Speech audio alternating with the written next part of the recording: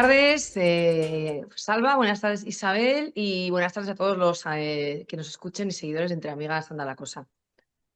Bueno, hoy venimos a presentaros a una persona que, bueno, pues que tiene una gran historia que contar y va a hablar de un tema que que está casi todos los días en las noticias y que parece que ya nos hemos acostumbrado a oír hablar de esto, ¿no?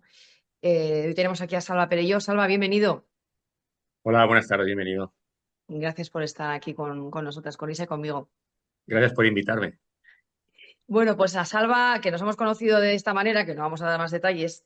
Salva, bueno, él es, es especialista en socorrismo y en emergencias, es técnico en emergencias, es de profesión socorrista, rescatista, formador de socorristas bueno, voluntario de una asociación que trabaja en el rescate de migrantes en el Mediterráneo, entre otras cosas. Y bueno, pues lo tenemos aquí porque queremos seguir hablando de ese tema que nos preocupa mucho en este espacio, ¿no? Bueno, y aparte creo que es director de formación de la Federación de Valenciana de Socorrismo, ¿no? Si no me equivoco. Salva, preséntate tú porque yo me Sí, callo yo. Arantxa puede estar hablando una hora y no dejarte decir quién eres tú. O sea que, Salva, bienvenido y cuéntanos quién eres, de dónde vienes y ponnos en contexto. Yo creo que ya, bueno, pues me habéis presentado, he dicho demasiadas cosas que me da vergüenza tanto que habéis dicho. Pero sí, básicamente yo ahora trabajo en la Federación de Salvamento y llevo el tema de formación allí, en la Comunidad Valenciana. Pero yo siempre que me presento digo que yo soy socorrista, que con lo que empecé en este mundo hace muchísimo tiempo, porque cuando uno es socorrista es para siempre, ¿no?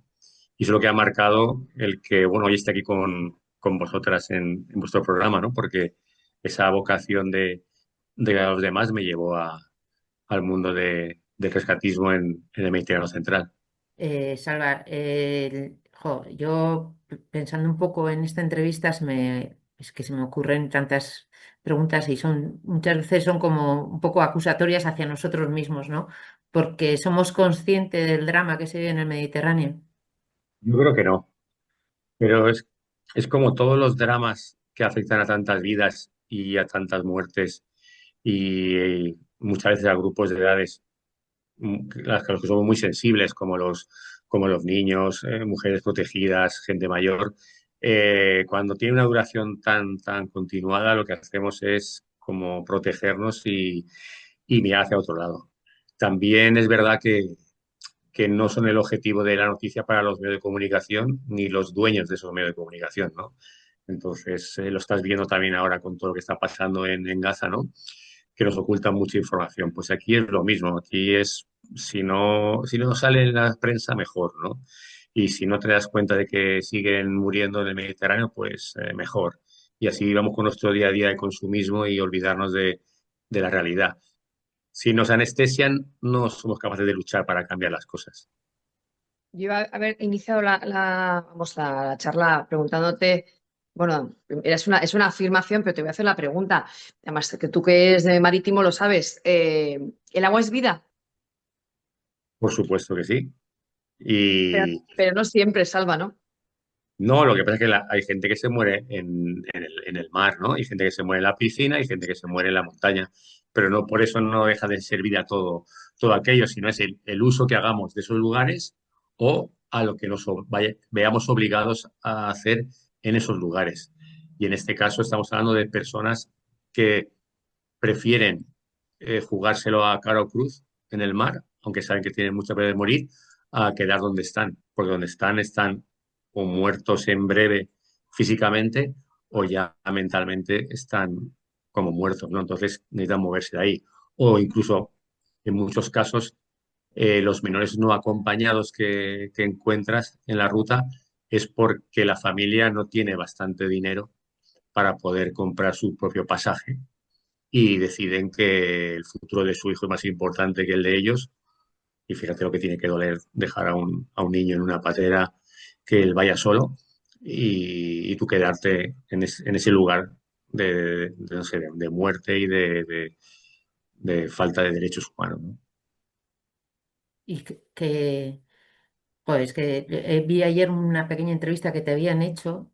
y hablabas de todas estas cosas tan duras que veíais en esos migrantes que salváis, ¿no? Ahí en el mar. Mm. Es que cada, cada persona lleva una historia detrás, lleva una mochila de situaciones desagradables que le han llevado hasta llegar a ese punto. Hay mucho tipo de persona que encontramos en el mar, ¿no? Pero hay un grupo muy, muy importante que es de personas que se ven obligadas a hacer eso. No, hay mucho tipo de refugiado, ¿verdad? Ahora está lo último, los últimos años lo que vienen como novedad son los refugiados climáticos, porque ya no puedo tener ni mi pequeño ganado de subsistencia, ni puedo cultivar nada en mi tierra, que está todo árido, está desaparecido, ¿no? Esa gente viene buscando otro sitio donde vivir. Los refugiados que huyen de, pues eso, de guerra, persecución religiosa, persecución por orientación sexual, es mucha gente que necesita buscar otro lugar y salir de ahí. Y no es... muchas veces nos han acusado que somos taxis o que si somos no sé qué, solamente con que vieras cómo viene la gente, en qué condiciones y cuántos se siguen ahogando, aunque allí hayamos barcos de distintas ONGs intentando ayudar, eh, daréis cuenta que es un drama verdadero, que no vienen cómodamente para acá. Tú fíjate que las llegadas a España por mar es un porcentaje muy, muy pequeño de la inmigración irregular que viene a España. A España, por donde más entran es por los aeropuertos. Mm. Y Sí. vienen como cuando tú viajas tranquilamente en un avión y no me juego la vida, llego a España y ahí es donde empieza ya su problemática, ¿no? De estar sin papeles en un país extranjero. Pero la gente que viene por mar arriesga su vida y el porcentaje de muertes es muy grande al cabo del año, ¿no? Hace unos meses, Salva, entrevistamos a, bueno, hemos hecho dos sesiones, dos charlas, una a los responsables de una ONG, que igual tú la conoces, que está instalada en Lesbos, una ONG vasca que prepara comida, que se llama Zaporia, que quiere decir sabores en castellano. Y estuve hablando con ellos de las dificultades que tenían, estaban ahí en el campo, empezaron como una iniciativa de cocineros vascos y ya se convirtió en algo más, ¿no? En algo más, pero con muchas dificultades. Y después entrevistamos a un fotógrafo, un fotoperiodista catalán, Sergi Cámara Verdaisa, Sí. y Sergi está especializado en América Latina y bueno, en ese paso ahí por América Central, etcétera, y ahora está en el Canal de la Mancha. Entonces nos faltaba ver esa perspectiva del Mediterráneo. Entonces, 2 días, pues, leyendo un poco más sobre tu blog y todo lo que has hecho y teniendo una perspectiva un poco más amplia, veíamos eso que dices, claro, ahí tenemos esa ruta en el Mediterráneo Central, que es una ruta peligrosa, está toda la inestabilidad del Sahel en África, es como que nos queda como lejos, ¿no? Porque lo que vimos son datos de esos migrantes que llegan a Canarias. Yo tengo mis suegros, viven casi todo el año en Canarias y delante del apartamento ven cómo llegan las pateras, ¿no? Y ellos dicen como que les sigue impactando. Entonces dices, ¿dónde estamos ahora mismo? ¿Cómo está el Mediterráneo, Salva? Si estáis operando, porque tú, bueno, luego nos cuentas las operaciones, cómo se organizan o cómo cuando vais, los voluntarios, no sé, para saber realmente en dónde está el foco, ¿no? Porque nos hablan, es como a veces como que fueran los trileros, ¿no? A veces yo tengo la sensación de que las noticias es de un juego de trileros y mira por aquí, mira por allá. Y dices, dónde está el tema, ¿no? O cómo está el tema. Pues hacia Europa llegan por todos los lugares que pueden venir. Entonces, tienes una ruta terrestre por toda la zona de los Balcanes, por ahí, que esa es también aunque sea por tierra, es muy dura porque los países que están por esa zona no son muy garantes de los derechos humanos y ahí se caza al inmigrante y es desagradable. Tienes una ruta que ya está bastante baja de lo que es de llegadas, que es la zona donde trabajan los compañeros vascos de las comidas, ¿verdad? Que es la zona de Lesbos, Quíos, toda esa zona de Turquía a Grecia, donde empezó todo, donde todos empezamos fue allí, realmente. Fuimos muy bien acogidos por el gobierno griego para ayudar en ese desastre que estaba pasando.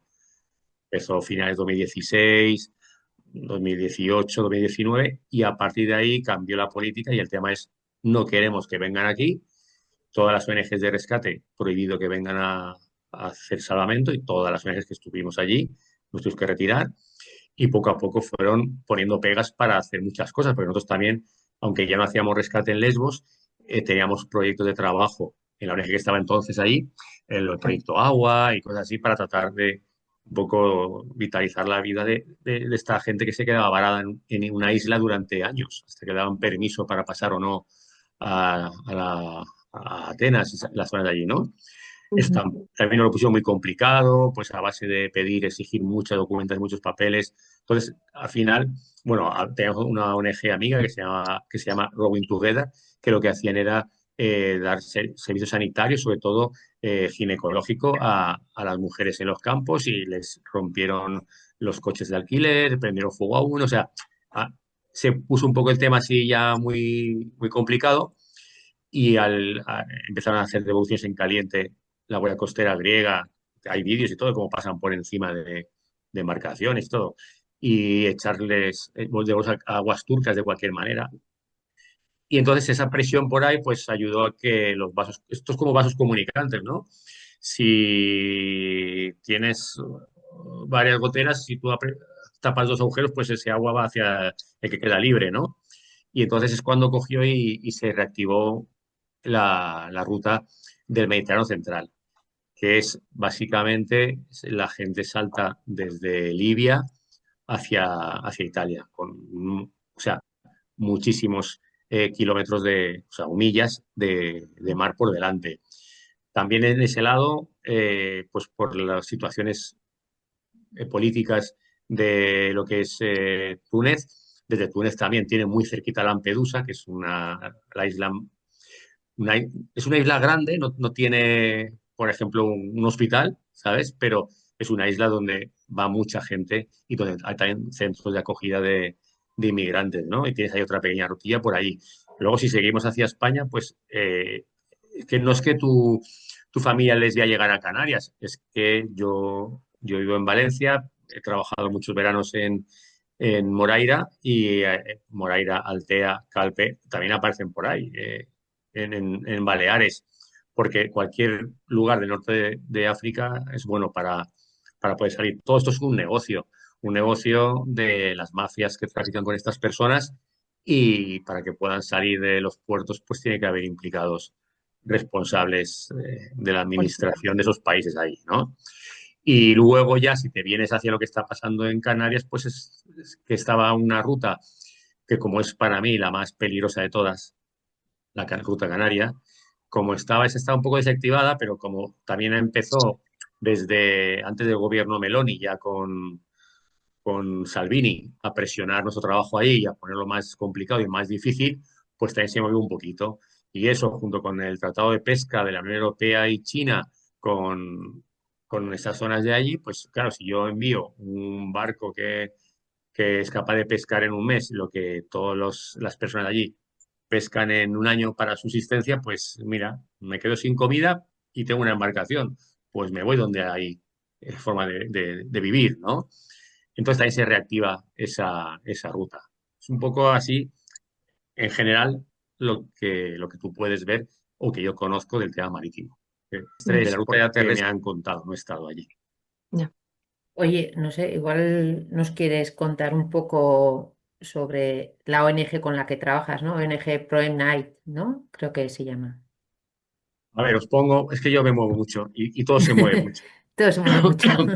Yo comencé con ProMate, es una ONG, sigue existiendo, no ha desaparecido, una ONG sevillana que la fundaron un grupo de bomberos que vio todo lo que estaba pasando en Lesbos, y pues como pasó también con otras ONGs en España, eh, SMH, que es vasca también, surgió así. Ellos fueron a Quíos, estos fueron a Lesbos, y nada, pues yo vi lo que estaba pasando, intenté irme con alguna ONG, y fue todo echar currículum por todos lados y nadie me contestaba. Esto era porque eran como un caos, ¿no? Era como ONGs que estaban surgiendo, y sí iban a ayudar, pero les costaba un poco asumir toda la información de gente que quería ayudar.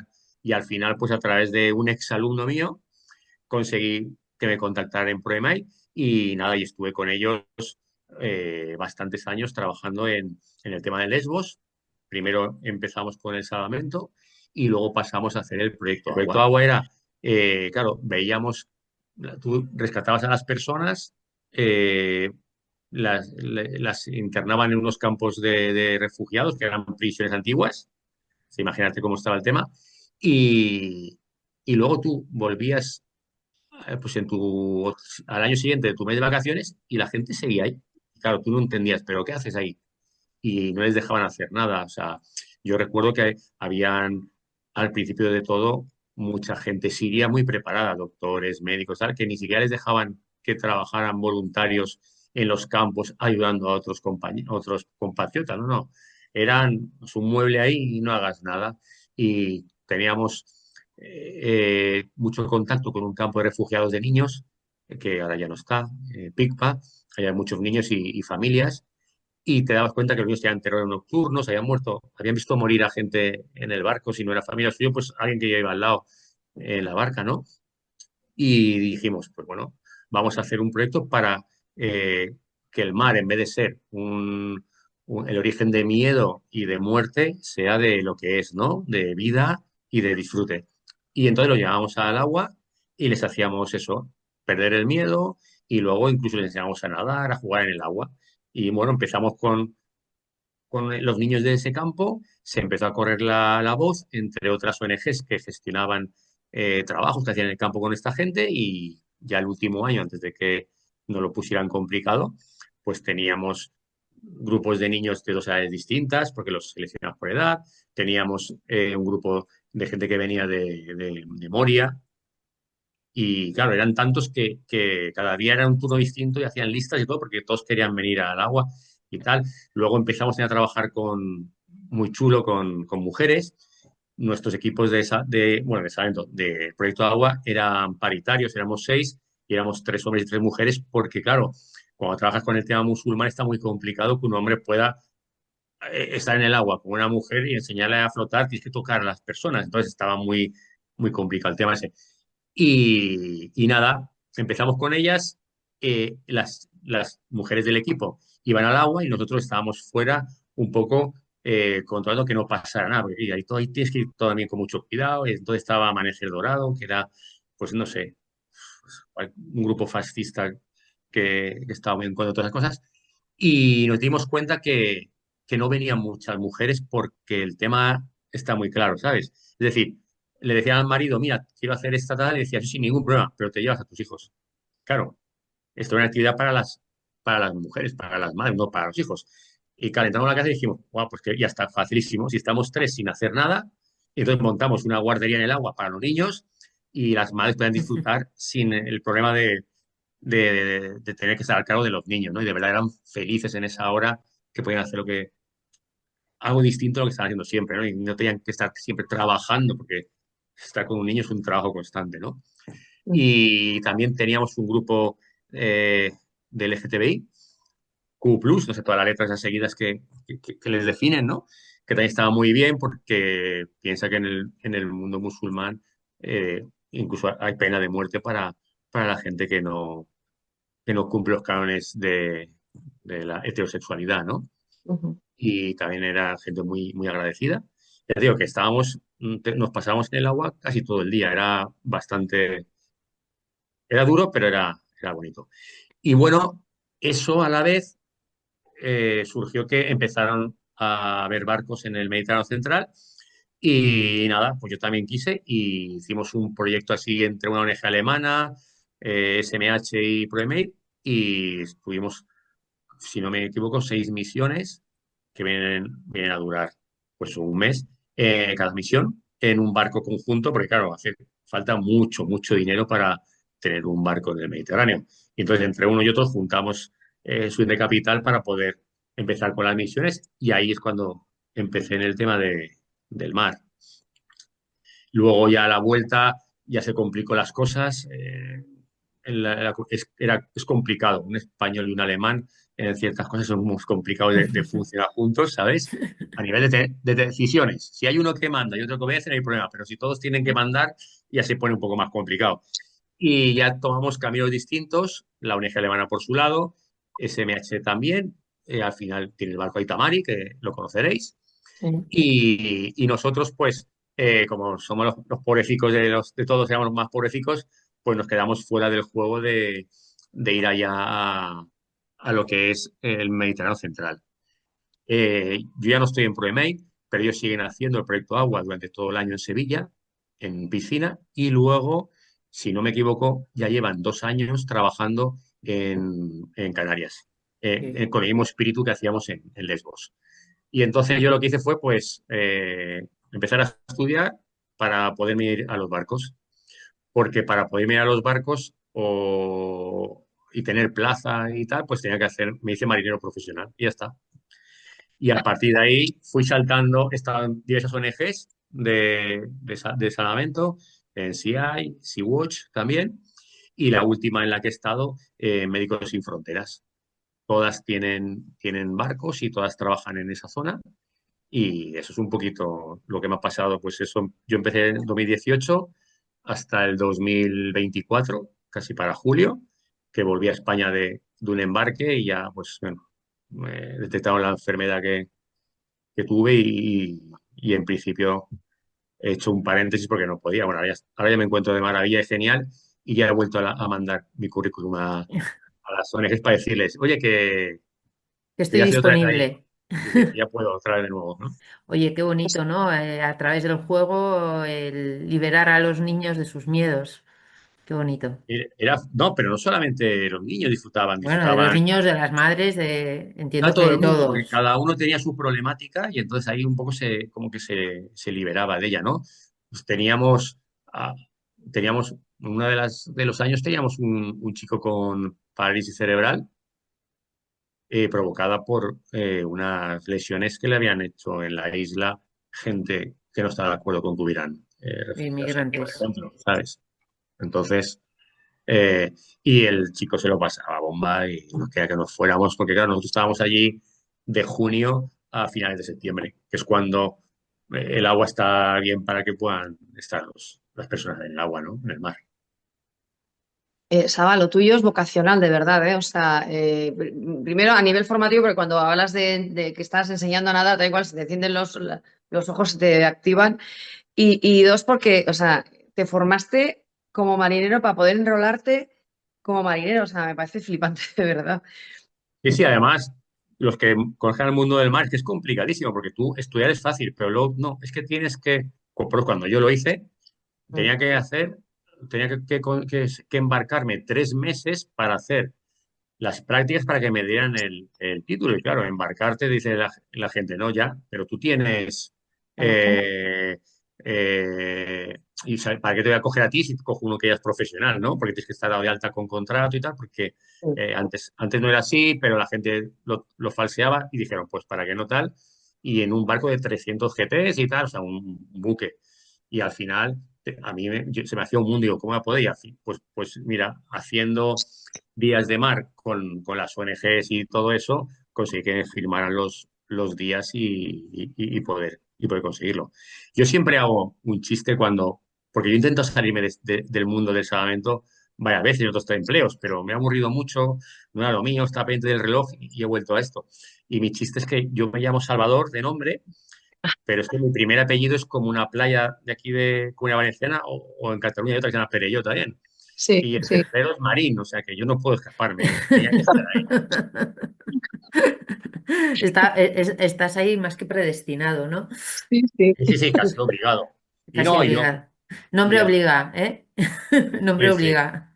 y luego la necesidad que tengo de servicio y todo eso, pues viene sobre todo de mis padres, ¿no? Que son los que me educaron desde muy pequeño. Me metió en un grupo de scout, que siempre estaba haciendo actividades y cosas para ayudar a la gente y el espíritu de scout es hacer una buena acción al día y no sé qué y tal. Y siempre he estado en esa dinámica. Y luego, bueno, en España además he trabajado 9 años en una unidad SAMU medicalizada. O sea que es algo que me gusta y que lo Sí, hago. que es lo tuyo, que es Sí, que eres salvamento, no, además de ser salva, eres salvamento.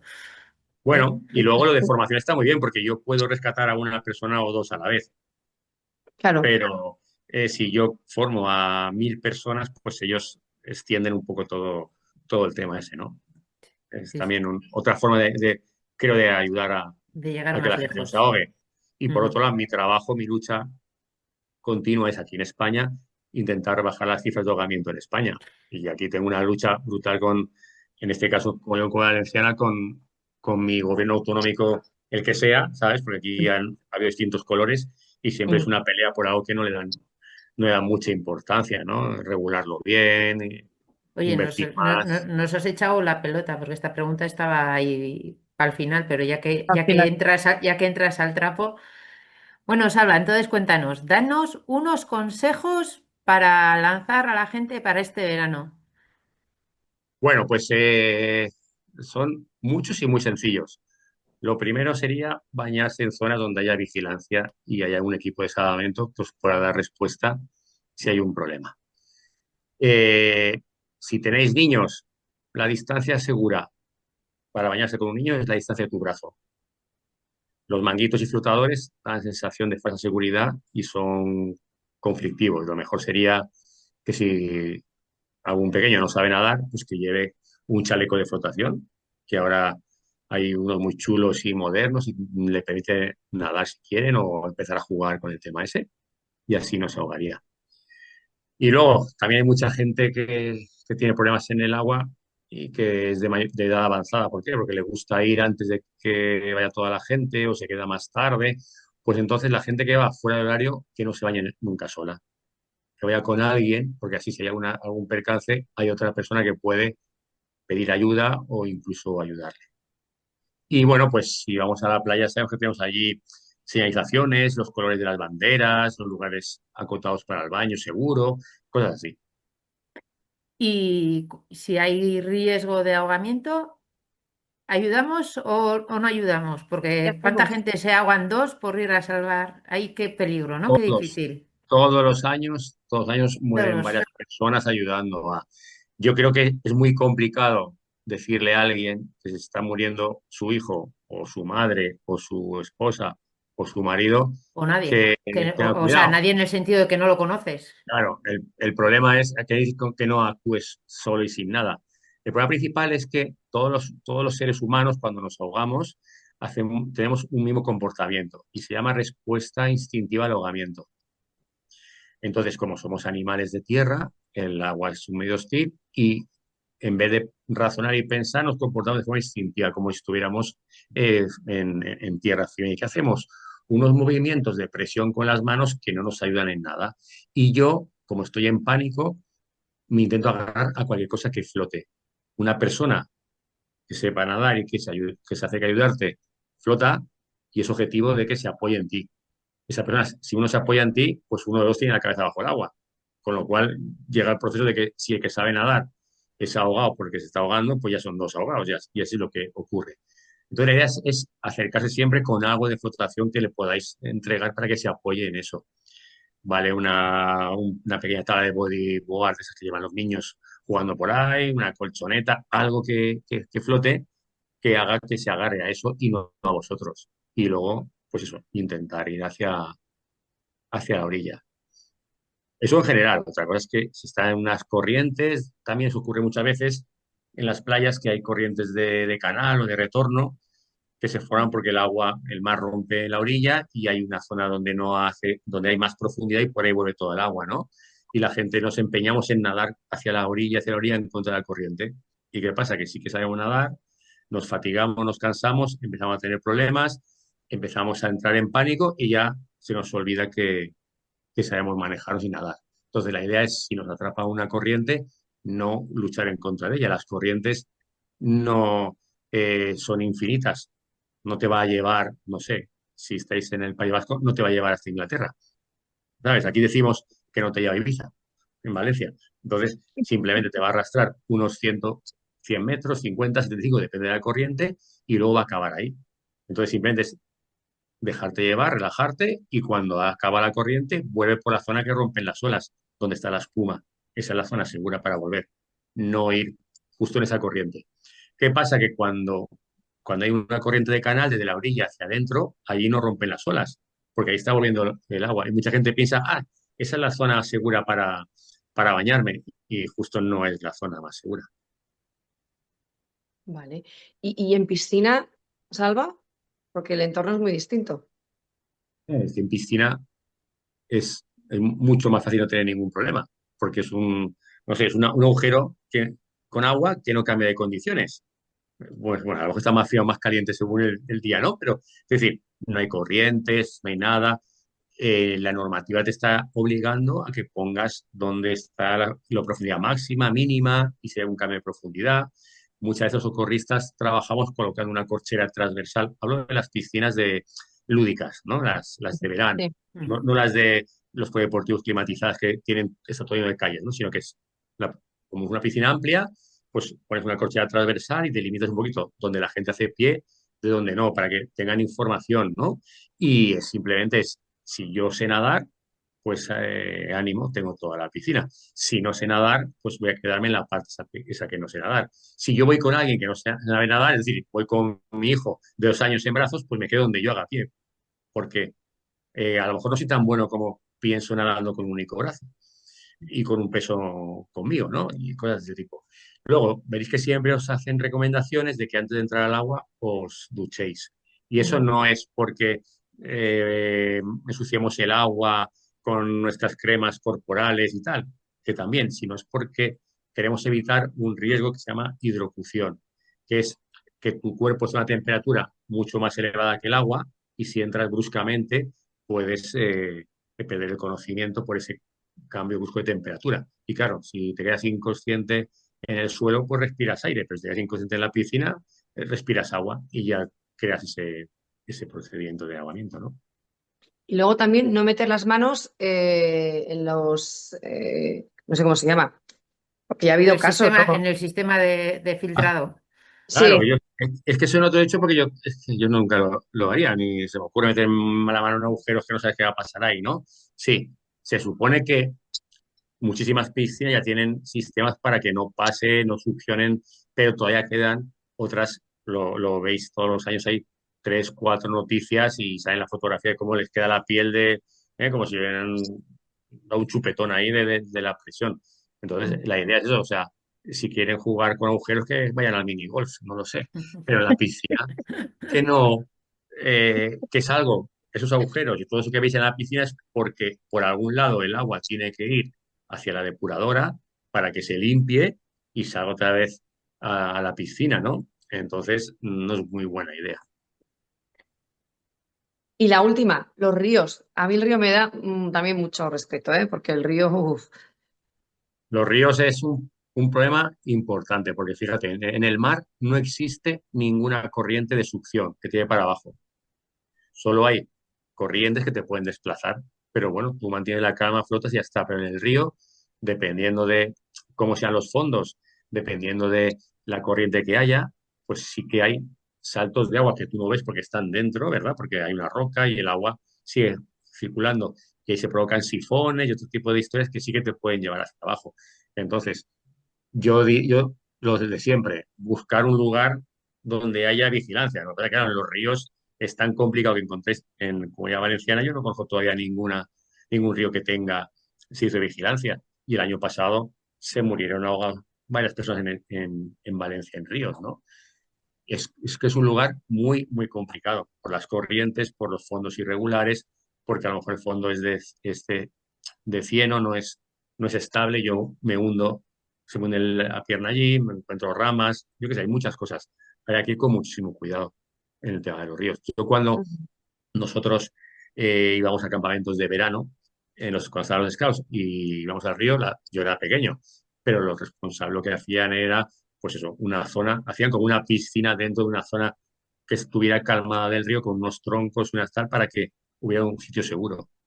Claro, la gente no pues llega el fin de semana, me voy a hacer el picnic a no sé dónde y tengo calor y me meto al agua, pues eso es muy peligroso.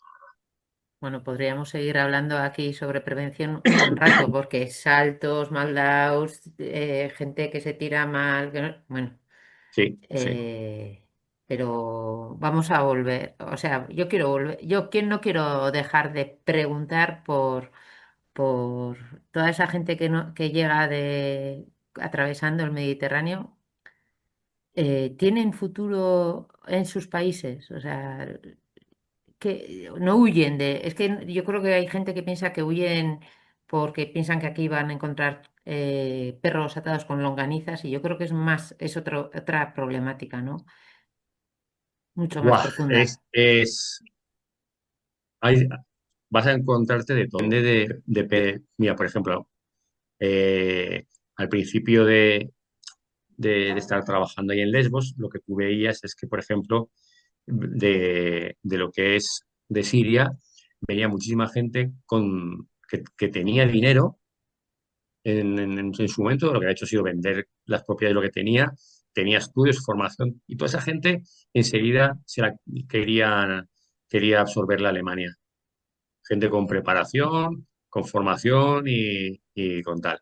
En cambio, por ejemplo, a España y Portugal, y Italia también, que lo que más necesita es mano de obra, ya has visto, cómo los tienen a los que recogen fresas, tal, ahí hacinados, no sé dónde, sin contrato, y así, ¿no? O sea, cada país necesita como un tipo de mano de obra extranjera distinta, y entonces iba haciendo eso. Entonces, ha habido gente que sí que ha podido cambiar de vida y de un país que está en guerra y que sigue en guerra, fíjate todavía Siria, ¿verdad? Sí, sí. Por mucho que te vendan lo que tú quieran, de que es un país seguro, no es cierto, pues ha ido a Alemania y yo he conocido a personas que hacían el viaje porque ya su familia se había establecido, por ejemplo, en Alemania o en Italia o en Inglaterra.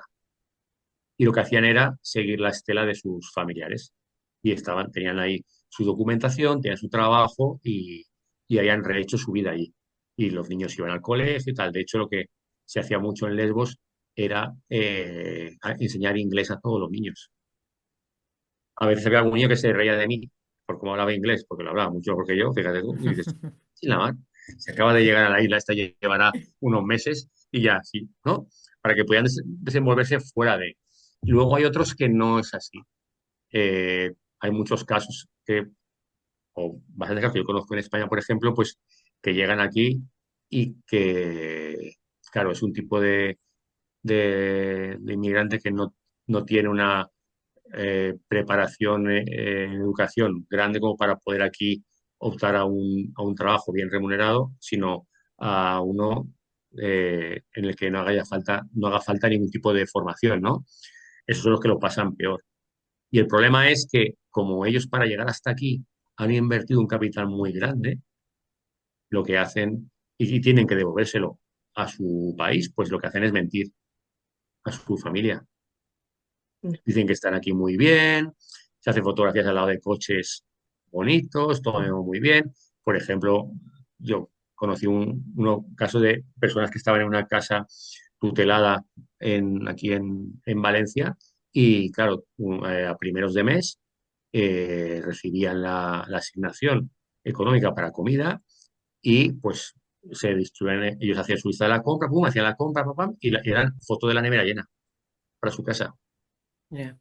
Para que hacerles ver Que que estaban mamá, bien. mamá he triunfado y todo el esfuerzo que habéis hecho por mí está guay. Y están viviendo, pues eso, una situación, la tenían mala en su país y aquí están sufriendo y padeciendo porque están engañando a su familia y todo lo poco que ganan es para eh, enviarlo a sus casas, ¿sabes? Ujú. Y entonces, o la asignación que le pueden dar cuando llegan los primeros meses. Y entonces sí, entran en esa dinámica de pobreza y de ahí no van a poder salir. A no ser pues Salva. Ah, perdón. que sea, no sé, todo un crisol, ¿no? Tienes desde los de mucho éxito, los de éxito normal y los que no es fracaso, pero no consiguen el éxito que ellos esperaban. Sí, me adelanto, perdona. Sara, te iba a preguntar por tu primera misión, tu primera vez en operación. ¿Qué recuerdas de eso? Porque entiendo que serán Pues, ruidos, imágenes, pues mira, adrenalina. mi primera vez fue en Lesbos. Nosotros, ProEmaid operaba en la zona sur de Lesbos, muy cerca del aeropuerto de Mitirene. Mitirene es la capital de Lesbos, y ahí está el aeropuerto. y en una zona de llegada porque como está el aeropuerto, está lleno de luces y era como un faro que guiaba a la gente. Y Proemail estaba en esa zona como responsables del tema del salvamento.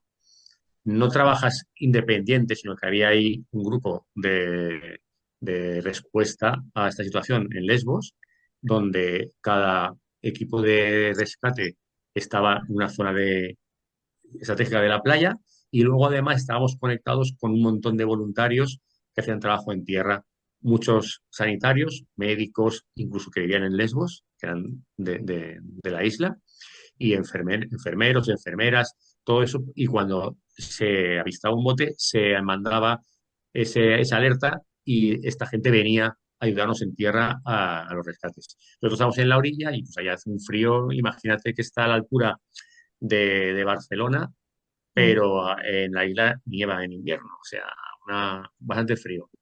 Y yo fui en marzo, mi primera vez fue en marzo y la verdad que pasé muchísimo frío, estábamos en la orilla hacíamos ahí una hoguera, de hecho se llamaba Campfire, nuestro campamento, y teníamos ahí también un par de roulottes, una para el equipo, para por la noche, nos turnábamos, el medio equipo vigilaba, medio descansaba y así íbamos dando vueltas, porque estábamos todo el día trabajando, y otra roulotte que teníamos todo el tema sanitario para cuando hay una llegada, todo el personal sanitario de ahí tiraba a mano de, pues mira, lo que más utilizamos era secar a la gente y quitar la hipotermia, o sea, mantas térmicas, calcetines nuevos, porque no puedes tener zapatos secos para la gente, eso va con muchas tallas, ¿no? Un calcetín te queda mal, da igual, pero ya lo tienes puesto, ¿no? Y teníamos todo eso ahí. Y la verdad que me costó, estuve allí 16 días, creo que fueron, y pasan muchas cosas por tu mente. La primera es que a los 10 días, sin ninguna llegada, dices, me habrán contado mentiras de lo que pasa aquí. Si aquí no veo nada, no ocurre nada, está todo muy quieto. Y al final, pues ya ocurrió, ¿no? Y nada, mis recuerdos de esa primera vez es porque nosotros lo que intentamos es que ellos no bajaran de la embarcación hasta que la tuviéramos clavada en la orilla, porque es una isla que es muy volcánica y nuestra zona es playa de arena y piedra, pero enseguida cubre. Entonces Ujú. intentamos meter la embarcación contra la costa, en la orilla, y que por la proa ayudar a la gente a bajar, ¿no? Y nada, pues eso, pues ese día me tocaba a mí estar recibiendo a la gente de la prueba, porque teníamos distintos papeles, ¿no? Y nada, me acuerdo, pues no sé, un chico que tendría 19 20 años, o sea, cómo me miró y cómo me abrazó, espectacular cuando ya se vio que estaba, o él creía que estaba a salvo, que es otra cosa distinta, y esa forma de mirarme, tal, no sé, mm, una sensación y un sentimiento muy fuerte que nunca se me olvida y que es complicado de conseguir tener ese nivel Y que te sigues de... emocionando, Sí, lo sí, sí, sí. recuerdas. Yo muchas veces cuando voy con mis presentadores a hablar y tal, me doy la vuelta para que no me vean, porque me cuesta aguantar ciertas imágenes que veo y que recuerdo, ¿no? Y luego, cuando termino todo, después de todo el tema ese, pues mira, en esa misión había otra persona que era su primera vez como yo y la dinámica es que tú estabas obligado a avisar a las autoridades griegas de que había una llegada. Entonces, llegaba, les atendías y venía un autobús militar, lo subía en el autobús y se lo llevaba ya al campo de refugiados y ahí empezaban otra odisea, otro pequeño infierno, ¿no? Y tú sí que lo sabías, ellos no lo sabían todavía, pero tú lo sabías, ¿no?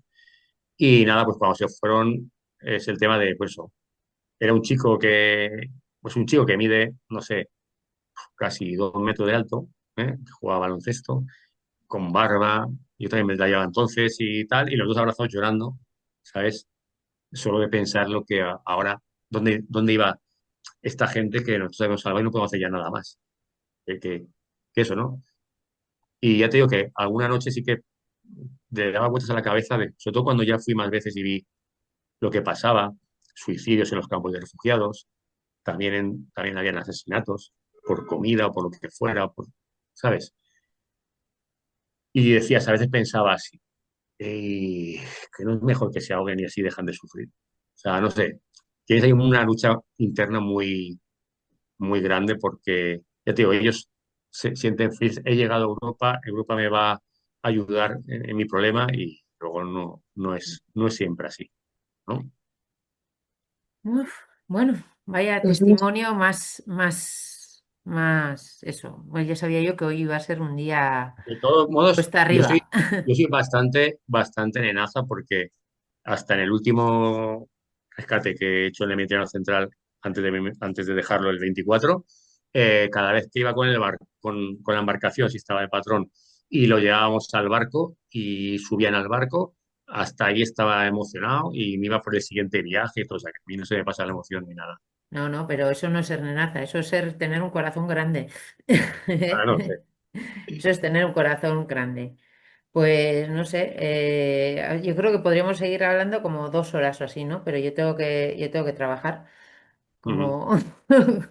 como, para ganarnos el pan y esas cosas. Arancha, Si queréis, os Yo invito no- a que preparemos una parte B y hablar de sí, sí, otras cosas si queréis, o de qué rutas llevan, cómo vienen.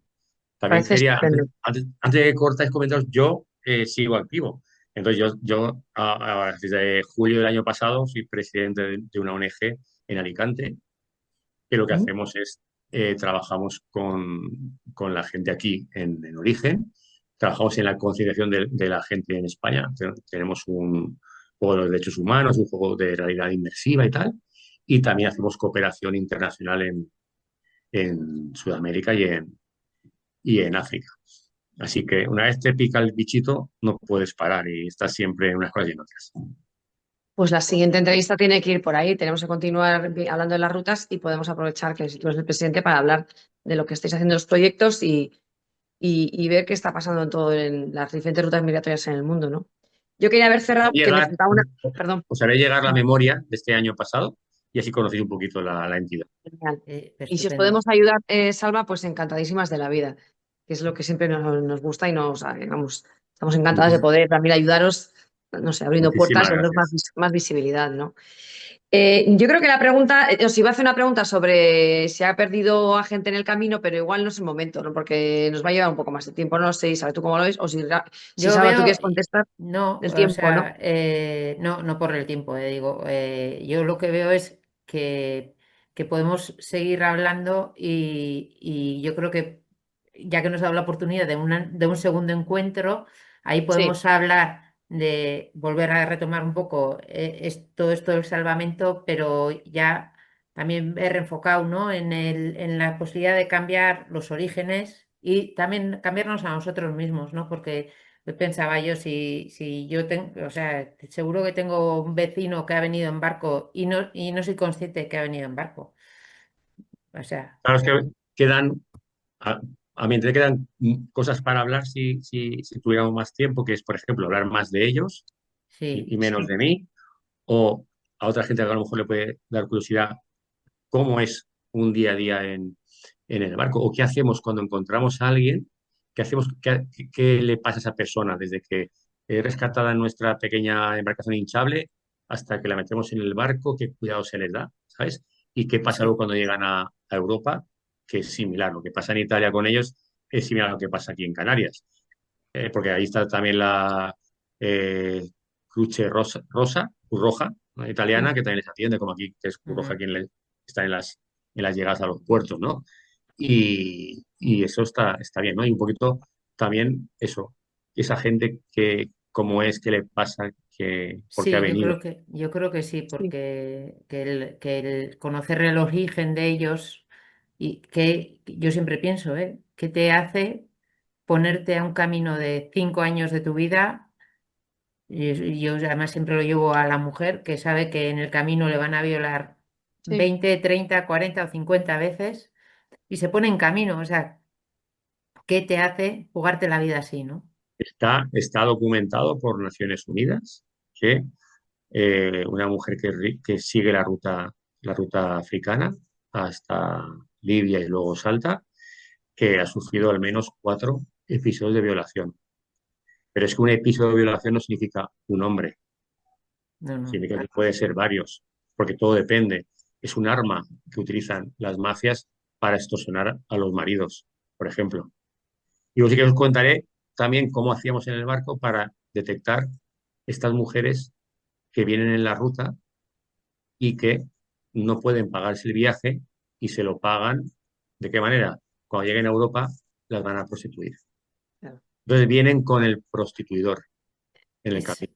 Y fíjate, eso también lo tajamos. eso también lo hemos tratado, porque también hemos tratado con una asociación aquí de Pamplona que se dedica a sacar a las mujeres, sus orígenes africanas, es Villa Ujú. Teresita, Ujú. y de la prostitución. Entonces sí que todo se nos conecta, ¿eh, Arantxa? Sí, estaba pensando que cerramos el círculo porque además fue también muy emotivo No, y y hay aún mucho tenemos que para hacer volver a con él. hablar con Katia, Sí, porque ahora sí. quieren abrir un piso para acoger a estas mujeres que consiguen Ujú. rescatarlas de la prostitución. Oye, Salva, Sí. que es Qué que gusto. qué gusto, de verdad. Nos Pues emplazamos porque tenemos, nos emplazamos porque tenemos varios episodios, ¿eh? O sea, porque Sí, ya has dicho sí. 2 temas. O sea sí. que luego iremos editando al ritmo que podamos. O sea, no prometo cuándo vamos a salir, pero saldremos. No te preocupes que aquí todo el material se aprovecha.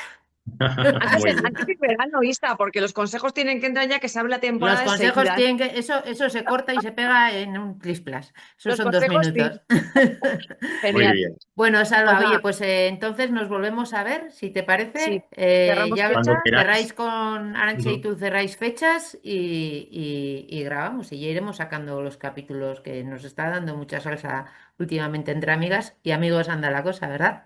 Genial, qué bien. Pues Venga, nada, muchísimas gracias, Alba, por tu tiempo, por cómo te has, lo has contado, por la emoción que has transmitido. Nos hemos emocionado las dos. Y nada, oye, que volvemos a vernos en nada. Muy bien, muchas gracias. Estaré muy, muy contento de nuevo. venga, Qué bueno. estupendo. Muchas gracias, Salva. Venga, un Hasta abrazo. luego. Vale, Adiós. gracias. Hasta luego. Adiós. Yum, yum. Stop. Suscríbete y además en YouTube estamos en iVoox y Spotify.